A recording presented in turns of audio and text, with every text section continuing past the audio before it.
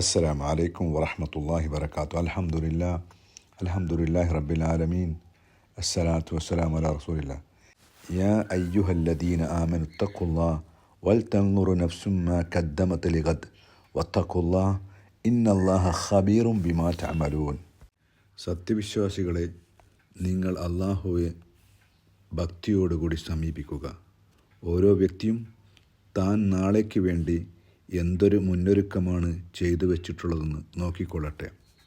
നിങ്ങൾ അള്ളാഹുവിനോട് സാമീപ്യമുള്ളവരായിരിക്കുക. തീർച്ചയായും അള്ളാഹു നിങ്ങൾ പ്രവർത്തിക്കുന്നതിനെ പറ്റിയെല്ലാം അറിയുന്നവനാകുന്നു. നാളെ എന്നതുകൊണ്ട് ഇവിടെ വിവക്ഷിക്കുന്നത് പരലോകത്തുള്ള ജീവിതമാണ്. നാം ഇവിടെ വിട്ടുപോയാൽ നമ്മൾക്കൊരു ജീവിതമുണ്ട്. അവിടെ വച്ച് നമ്മളുടെ ഭൂമിയിലുള്ള ജീവിതത്തെക്കുറിച്ച് അള്ളാഹു ചോദ്യം ചെയ്യും. യൗമുദ്ദീൻ, വിചാരണ ദിവസം. ഓരോ ദിവസവും നമസ്കാരത്തിൽ ഏറ്റവും ചുരുങ്ങിയത് 17 പ്രാവശ്യമെങ്കിലും നമ്മളതിനെക്കുറിച്ച് ഓർമ്മിപ്പിക്കുന്നുണ്ട്. മാലിക് യൗമുദ്ദീൻ, വിചാരണ ദിവസത്തിൻ്റെ രാജാവ്. സൂറ ഫാത്തിഹ പാരായണം ചെയ്യുമ്പോൾ മാലിക് യൗമുദ്ദീൻ എന്ന സ്ഥലത്തെത്തുമ്പോൾ, അത് പാരായണം ചെയ്യുമ്പോൾ നമ്മുടെ മനസ്സിൽ അങ്ങനെ എന്തെങ്കിലും തോന്നാറുണ്ടോ? നമ്മുടെയൊക്കെ ദൈനംദിന ജീവിതത്തിൽ പലരുമായും നമ്മൾ ബന്ധപ്പെടുന്നു. അറിയുന്നവരെക്കുറിച്ചും അറിയാത്തവരെക്കുറിച്ചൊക്കെ നമ്മൾ ചർച്ച ചെയ്യുന്നു. ഇതൊക്കെ നമ്മൾക്ക് ഉപകാരമോ ഉപദ്രവമോ എന്ന് നമ്മൾ നോക്കാറുണ്ടോ? ഒരിക്കൽ അബ്ദുള്ള ഇബ്നു ഉമറും സുഹൃത്തുക്കളും കഅബയുടെ അങ്കണത്തിൽ വിശ്രമിച്ചു കൊണ്ടിരിക്കുമ്പോൾ ഒരു വൃദ്ധൻ കടന്നു വന്ന് ചോദിച്ചു, ആരാണ് നിങ്ങളുടെ നേതാവ്?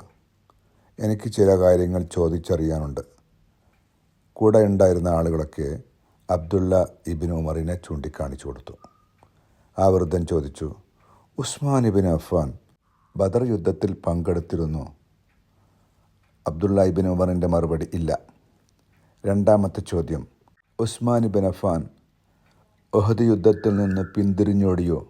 അതെ, അങ്ങനെ സംഭവിച്ചു. മൂന്നാമത്തെ ചോദ്യം, ഉസ്മാൻ ബയ്യത്തുർ റിദ്വാനിൽ സംബന്ധിച്ച് ഉടമ്പടി ചെയ്തോ? അബ്ദുള്ള ഇബ്നു ഉമറിൻ്റെ മറുപടി ഇല്ല.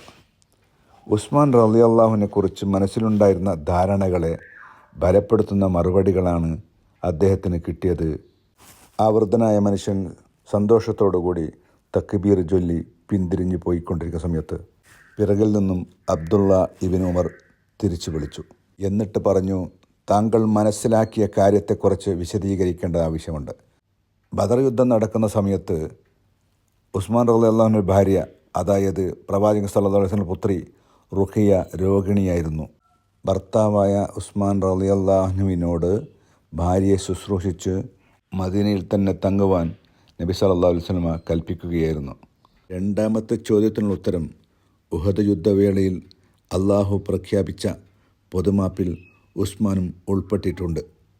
മൂന്നാമത്തെ കാര്യം, അള്ളാഹുവിൻ്റെ പ്രവാചകൻ മക്കയിലെ മുശ്രിക്കുകളുമായി സംഭാഷണം നടത്തുവാൻ മക്കക്കാർക്കിഷ്ടപ്പെട്ട ഉസ്മാൻ റളിയല്ലാഹുവിനെ പ്രവാചകൻ മക്കയിലേക്ക് അയച്ചതായിരുന്നു.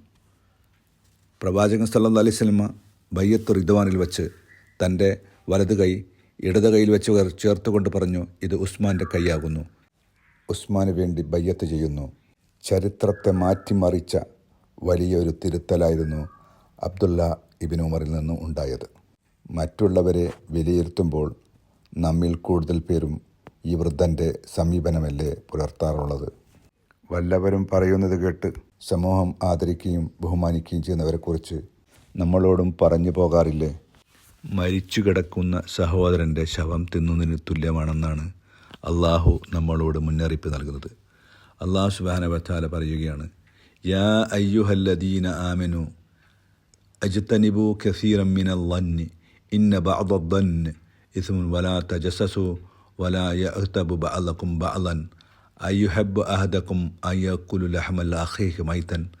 സത്യവിശ്വാസികളെ, നിങ്ങൾ ഊഹത്തിൽ പലതും വെടിയുക. തീർച്ചയായും ഊഹത്തിൽ ചിലത് കുറ്റമാകുന്നു. നിങ്ങൾ ചാരവൃത്തി നടത്തുകയും ചെയ്യരുത്. നിങ്ങളിൽ ചിലരെപ്പറ്റി അവരുടെ അഭാവത്തിൽ ദുഷിച്ചത് പറയുകയുമരുത്. തൻ്റെ സഹോദരൻ മരിച്ചു കിടക്കുമ്പോൾ അവൻ്റെ മാംസം ഭക്ഷിക്കുവാൻ നമ്മൾ ആരെങ്കിലും തയ്യാറാകുമോ? അസ്തഗ്ഫിറുല്ലാഹ വഅതൂബു ഇലൈക്.